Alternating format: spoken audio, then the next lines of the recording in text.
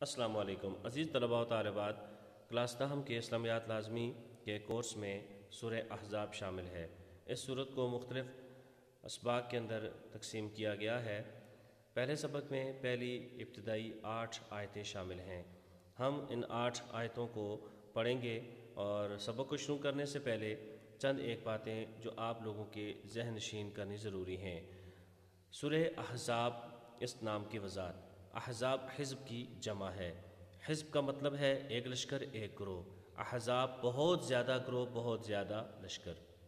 اس سورت کی وجہ تسمیہ یہ ہے کہ سن 5 ہجری میں یہودیوں کے مختلف قبیلوں نے، بنو قریظہ، بنو نذیر، بنو غطفان وغیرہ نے، اور اسی طرح مکہ کے کافروں اور مشرکوں نے مل کر مدینہ کے اوپر حملہ کرنے کی کوشش کی۔ تو اس وجہ سے یہ بہت سارے گروہ اور قبیلے تھے جنہوں نے مل کر یہ کام کیا، تو اس سورت کو سورہ احزاب یعنی بہت زیادہ گروہوں والی، لشکروں والی سورت کہا جاتا ہے۔ یہ سورت مدنی ہے کیونکہ مدینہ المنورہ میں جو سورت نازل ہوتی تھی اس کو مدنی کہا جاتا ہے، اور جو مکہ میں نازل ہوئی ہیں ان کو مکی سورت کہا جاتا ہے۔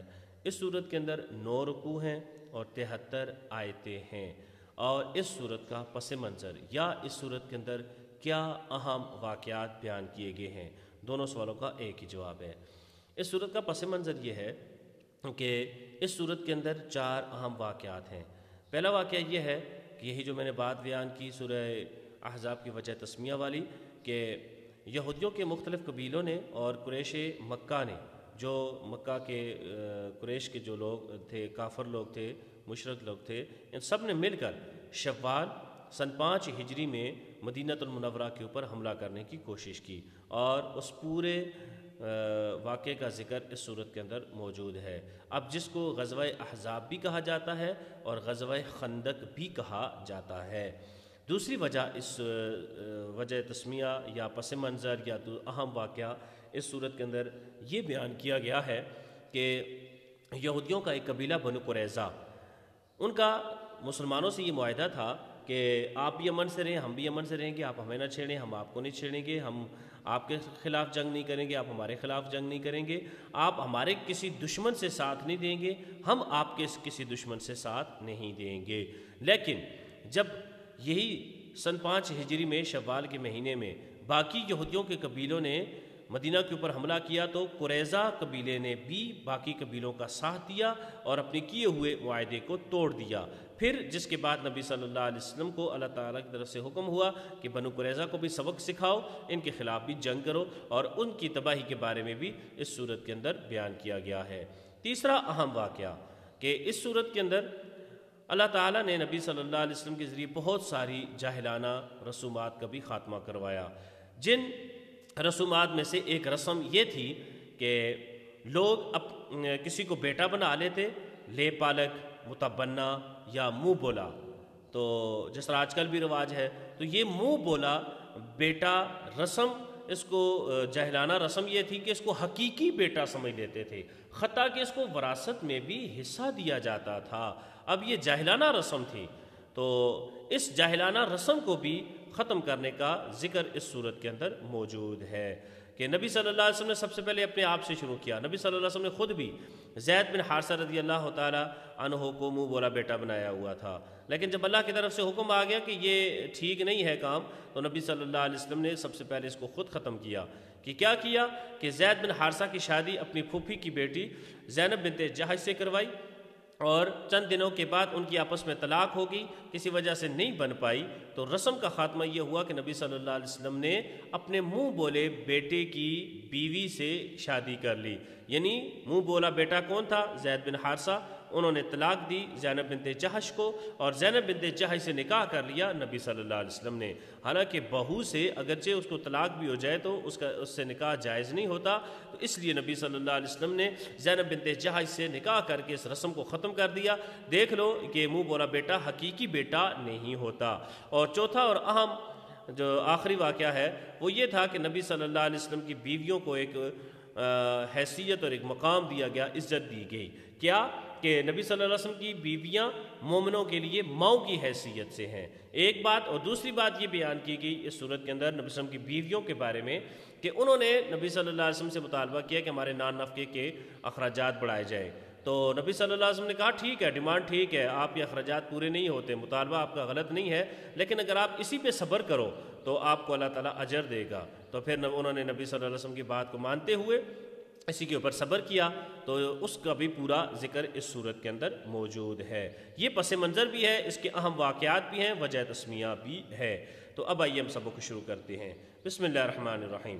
یا ایھا النبی، اے نبی صلی اللہ علیہ وسلم، اتق اللہ، اللہ سے ڈر جائیے، ولا تطع الکافرین والمنافقین، اور آپ کافر اور منافقوں کی بات نہ مانیے، ان اللہ کان علیما حکیما، بے شک اللہ تعالیٰ جاننے اور حکمت والا ہے، واتبع، اور آپ پیروی کیجیے، ما یوحی الیک، جو وحی کی جاتی ہے آپ کی طرف، من ربک، آپ کے رب کی طرف سے، ان اللہ کان بما تعملون خبیرا، بے شک اللہ تعالیٰ خبر رکھنے والا ہے جو بھی تم عمل کرتے ہو، وتوکل علی اللہ، اور اللہ پر بھروسہ کیجیے، وکفی باللہ وکیلا، اور اللہ ہی کارساز کافی ہے۔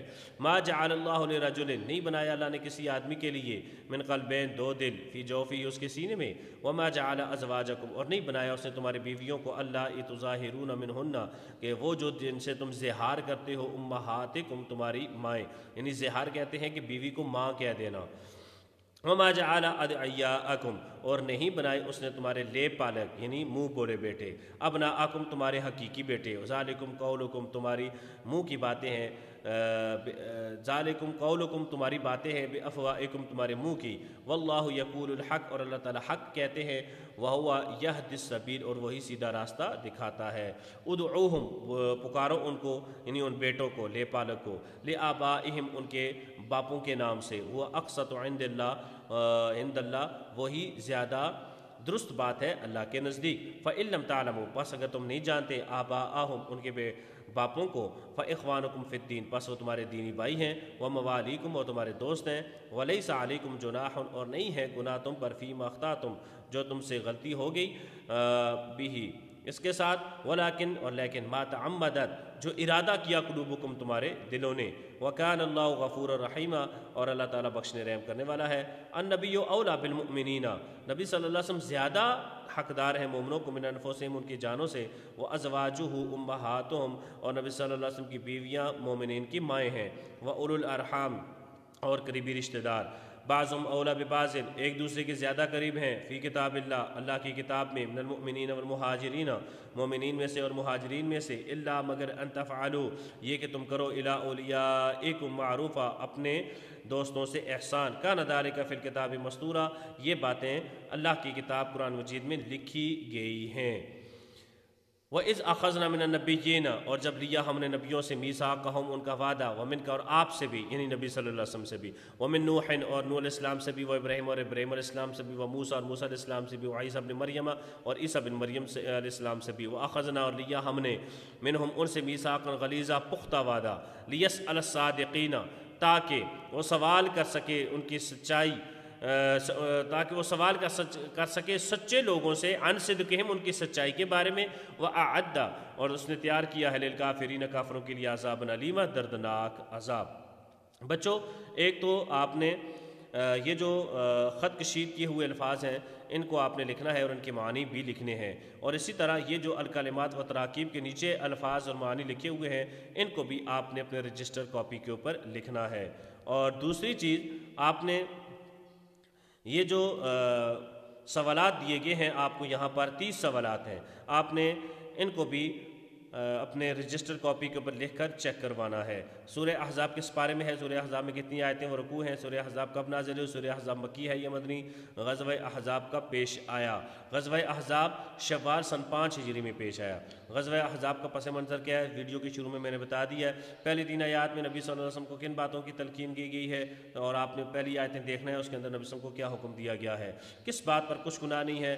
اس بات پر کوئی گناہ نہیں ہے کہ جو انسان سے غلطی ہو جاتی ہے لیکن اس کا اس کے اوپر پورا ارادہ نہیں ہوتا غلطی کرنے کا، تو ناسمجھی میں ہو جاتی ہے، تو اس غلطی کے اوپر اللہ تبارک و تعالیٰ پکڑ نہیں کرتے۔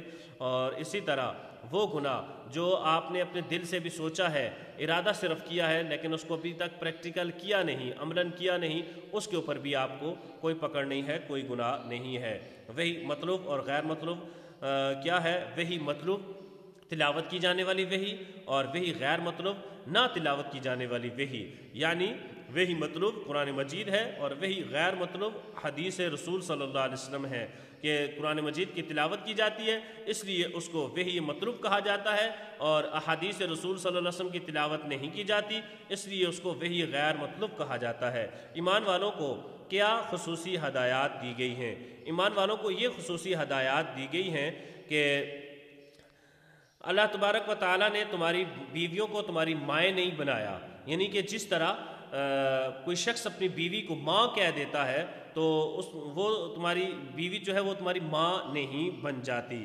اور دوسری یہ بات فرمائی کہ جو تمہارے منہ بولے بیٹے ہیں، لے پالک، جن کو متبنہ بھی کہا جاتا ہے، یہ تمہارے حقیقی بیٹے نہیں ہو سکتے، ان کو ان کے باپوں کے نام سے ہی پکارو، وہ تمہارے دینی بھائی ہو سکتے ہیں یا تمہارے دوست ہو سکتے ہیں۔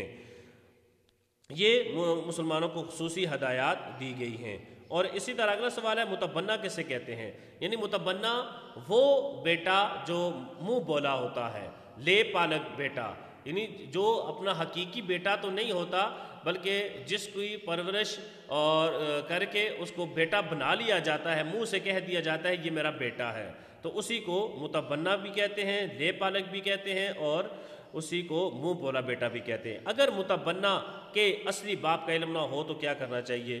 پھر وہ تمہارے دینی بھائی ہیں اور وہ تمہارے دوست ہیں۔ سورہ احزاب کی وجہ تسمیہ کیا ہے؟ بیان ہو گیا ہے۔ زہار کیا ہے؟ زہار یہ ہے کہ کوئی انسان اپنی بیوی سے کہے تو میری ماں کی طرح ہے، تو میرے اوپر ایسے ہے جیسے میری ماں مجھ پہ حرام ہے، میرا تیرے سے رشتہ ایسے ہے جیسے میرا ماں کے ساتھ رشتہ ہے۔ اب ظاہر بات ہے بیویاں ماں نہیں بن سکتی، تو جو انسان اپنی بیوی کو یہ کہہ دیتا ہے تو وہ زہار کر دیتا ہے۔ زہار اور طلاق میں کیا فرق ہے؟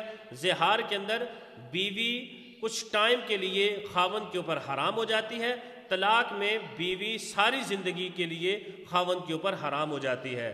زہار میں اگر خاوند 3 شرطوں میں سے ایک شرط پوری کرے گا تو دوبارہ بیوی کے پاس جا سکتا ہے، میاں بیوی کا رشتہ قائم ہو سکتا ہے۔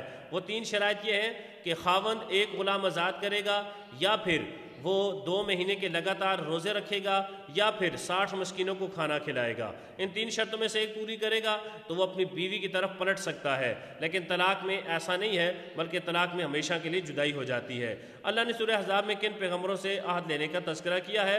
آخری آیت کو آپ نے دیکھنا ہے، اس کے اندر پیغمبروں کے نام لکھے ہوئے ہیں۔ ان اللہ کان علیم الحکیم کا ترجمہ کریں، وکفا باللہ وکیلا کا ترجمہ کریں، تظاہرون مستورہ کا مطلب تحریر کریں، یعنی تظاہرون تم زہار کرتے ہو، زہار کو میں نے آپ کو بتا دیا، مستورہ کا مطلب یعنی لکھی ہوئی ہے، یعنی ہماری ساری باتیں، ہمارے جتنے بھی کام ہیں ہم جو کرتے ہیں، یہ ساری چیزیں اللہ کی کتاب قرآن مجید کے اندر لکھی ہوئی ہیں۔